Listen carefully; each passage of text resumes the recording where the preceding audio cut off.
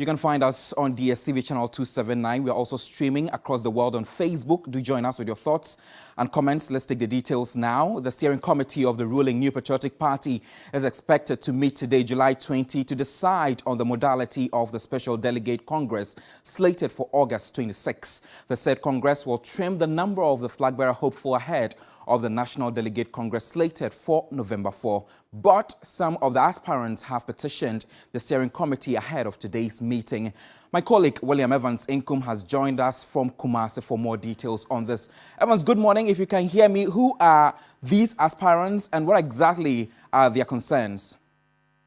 So per the report we have picked, apart from the vice president, all the other 9 want this particular super delegate Congress centralized.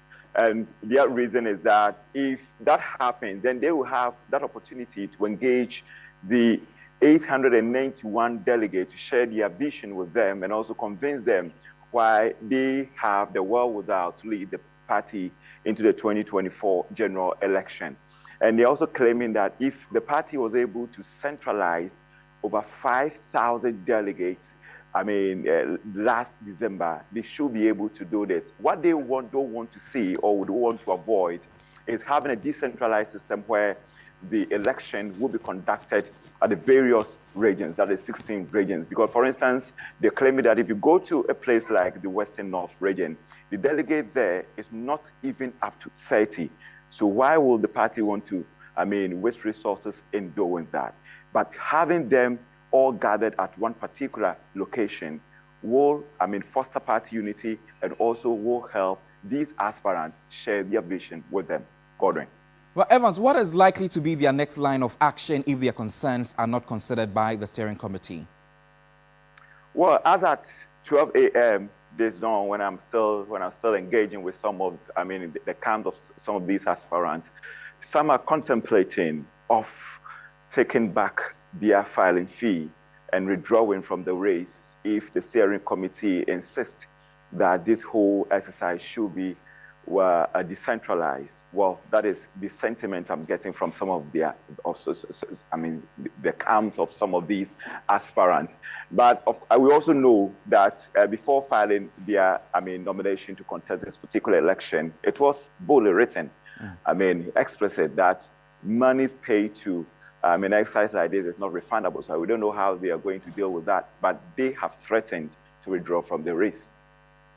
All right, thank you very much, William Evans Nkrumah, joining us live from the Ashanti Regional Capital, Kumasi, with all the details. So within the camp of the NPP, Nigeria's Arewa Consultative Forum, AFC, the organization at the center of the alleged Dr. Bawumia campaign funding has denied the claim. Secretary General of the forum, Murtala Aliyu, further questioned the motive of the journalist. His view was corroborated by the NPP 2020 campaign manager, Peter McMenu, who described the allegations as fabrications aimed at tarnishing the reputation of the vice president and the party. I know you have a vice president, and I know there is some Alhaji in his name, but I don't even know his name. The first time I saw the name today fully was when I saw your text message. And like I said, I've been Secretary General for 3 years now. So if there's anything, if there's any relationship between us and anybody, it has to pass through my desk. So I don't even know that. Moreover, even Nigerians, it's not everybody in Nigeria that is a member of the ACF. If you are not from the northern part, you cannot be a member of the ACF. So there's no way we can go and sponsor somebody even outside the north. Even in the north, we don't have many sponsor candidates. I wish we have, really, but we don't.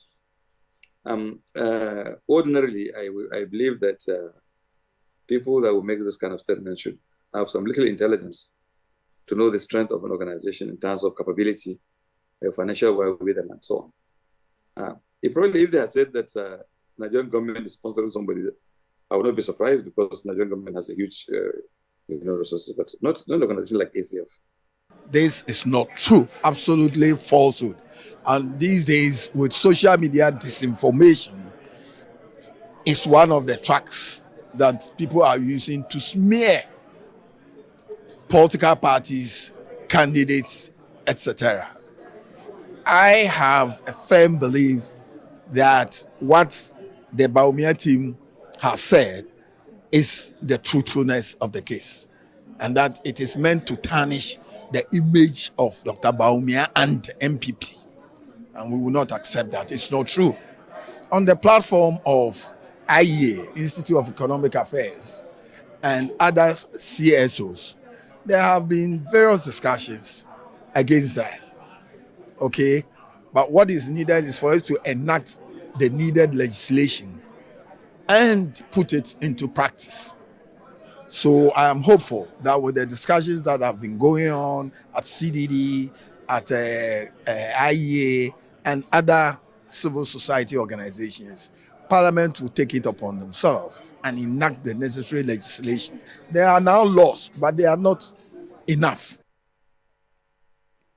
Let's head to the Supreme Court now, because it has dismissed an injunction which sought to stop the Speaker of Parliament from allowing the consideration of the anti-LGBTQ bill to proceed in Parliament. A 9-member panel chaired by Justice Gertrude Tokono unanimously held that the applicant failed to convince the court to grant the injunction. An advocate against the bill, Professor Techiwa Menu, expressed disappointment at the ruling. Lord Eduasare has more in this report. An academic researcher, Dr. Amanda Odoi, filed an injunction against the consideration of the Promotion of Proper Human Sexual Rights and Ghanaian Family Values Bill 2021, citing a breach of Article 108, as well as a contempt against the Speaker of Parliament. Per Article 108 of the 1992 Constitution, no bill or motion shall be considered by Parliament if, in the opinion of the person presiding, the bill is to impose taxation, impose a charge on the Consolidated Fund, or other public funds unless it is introduced by the President. Reading the ruling, Chief Justice Tokono noted that the court had not been convinced to injunct the Parliament's consideration of the bill. The contempt suit against the Speaker of Parliament, Alban Bagbin, was however withdrawn after the Supreme Court dismissed the application. Professor Techiwa Menu, an advocate against the anti-LGBTQ bill, reacted after the ruling. This was always going to be difficult. This is a case of first impression. The courts are usually quite reluctant to interfere in another branch of Parliament. So we're disappointed, but this is not the end of it. We've made our concerns several times. So we have a substantive, the bill has not been passed. So today, all these issues were procedural. It was about the manner in which it was being done. But there are substantive issues about the content of the bill, and we'll get to that later. Other members of the panel included Justices Paul Bafoboni, Gabriel Pamang, Mariama Owusu, Henrietta Mensah-Bonsu, Yoni Kulendi, Barbara Akayensu, Samuel Esiedu, and George Kumsing. Lord Eduasare, TV3 News, Accra. Deputy Attorney General Alfred Tuah and a law professor at the University of Ghana, Professor Kojo Epejei disagreed on how the court is handling the criminal prosecution of James J. Chikwesen. Although the state attorney finds nothing improper about the procedure, the law professor believes that the haste and partial application of justice contributes significantly to the public's perception of the case's political undertone. I do not see any rush in this particular matter. This matter is before a court of law, and every judge has the latitude as to how he or she may want to handle his cases. And now, in this particular case, the judge made an order that she's going to hear the matter day to day. In subsequent proceedings, she made it clear that even if she talks about day to day, it doesn't mean that every day she be in court. She will cite an instance where the court may not even sit, or the instance where counsel for either the accused or the public may be absent, or even the accused himself may be out for other duties. For example, on the very day that he was to be sworn in, there was a letter and justified because of that. The matter could not go on. We're in court today. The matter has been adjourned to next week, Wednesday. So this noise about day to day and people trying to make comments as if the judge is trying to hound the accused person is something that I cannot understand. It's something that happens in court. You can check for the other courts. In some of the courts, you go to court 3 times a day, sometimes 4 times a day. And I don't see any difference between those accused persons and this particular accused person. If a judge thinks that he wants to hear a case day to day, so be it. It's about you and your lawyers also making yourself available and putting up the defense that you may want to put up. It's not about hurrying your trial. It's about making sure that cases are heard in court and nothing else.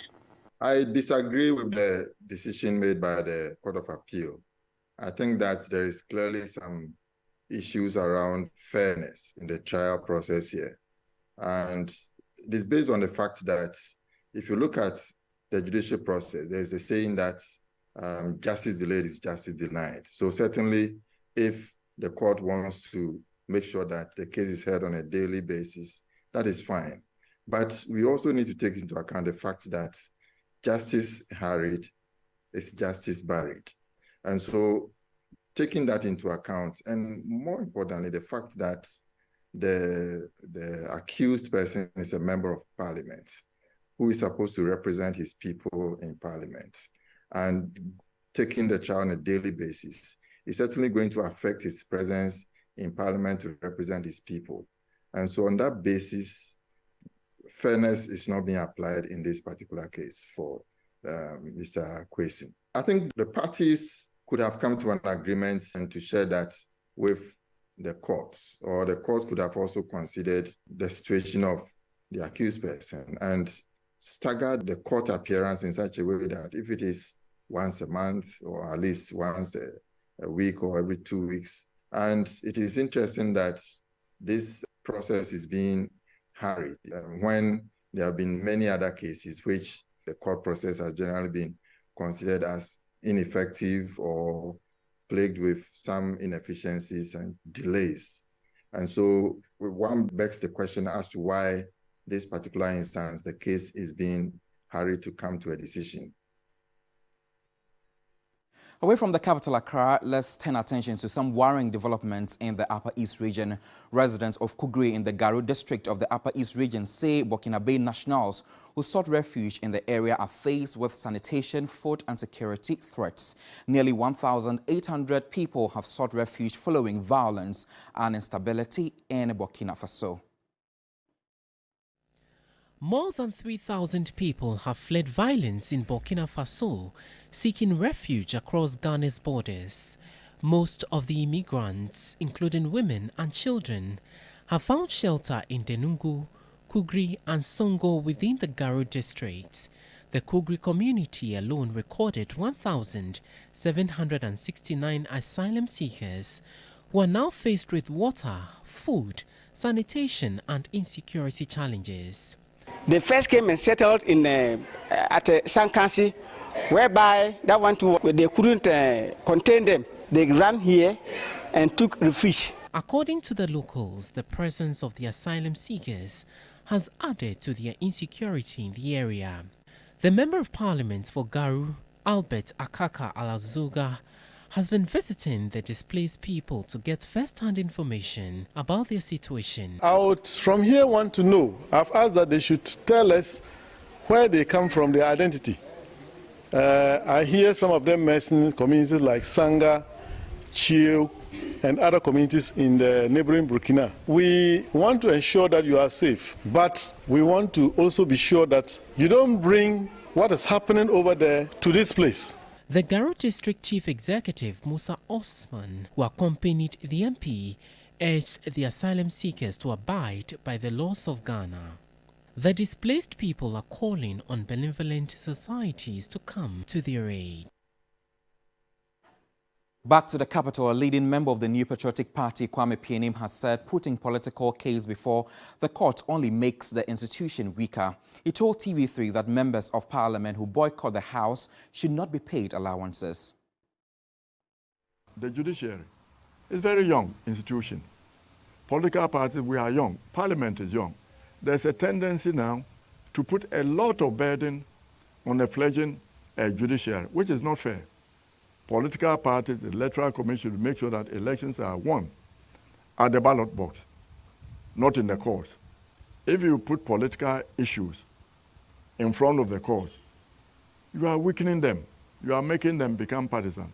Let them be free, because once we lose the independence of the judiciary and there's no justice in this country, there's a perception of no fairness, the British monarch was prevented from arresting a member of parliament. A member of parliament is the representative of the people. And in order to make a balance between the king, who had power, it was said that if an MP is doing his parliamentary duties, he cannot be arrested. So when parliament is in session, you cannot arrest a parliament, you cannot take him to anywhere. And I think it's good for us to follow that system, because you may have a dictator coming in and he doesn't like what is happening. He starts arresting MPs, parliament is not working.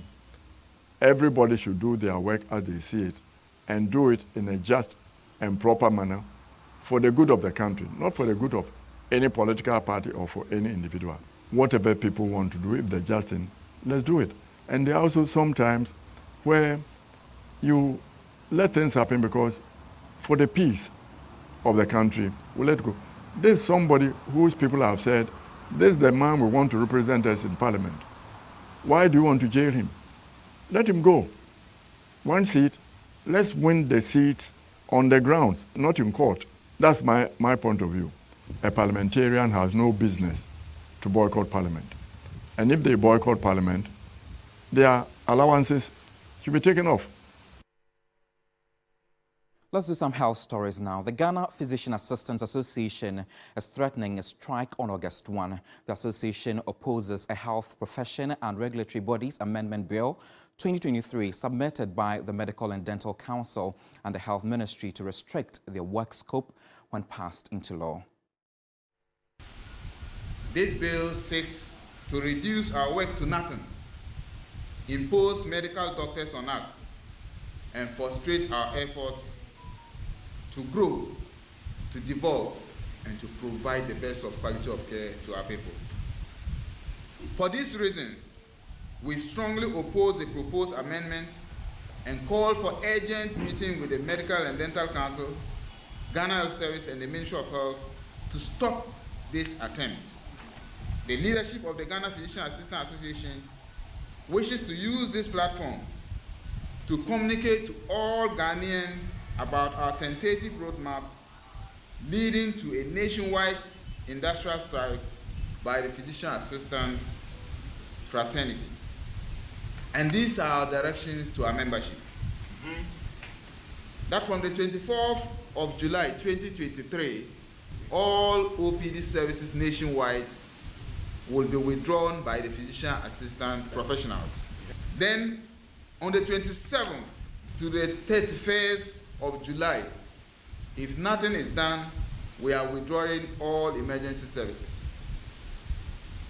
Then from the 1st of August, if our concerns are not addressed, we are totally withdrawing our services to the people that we serve.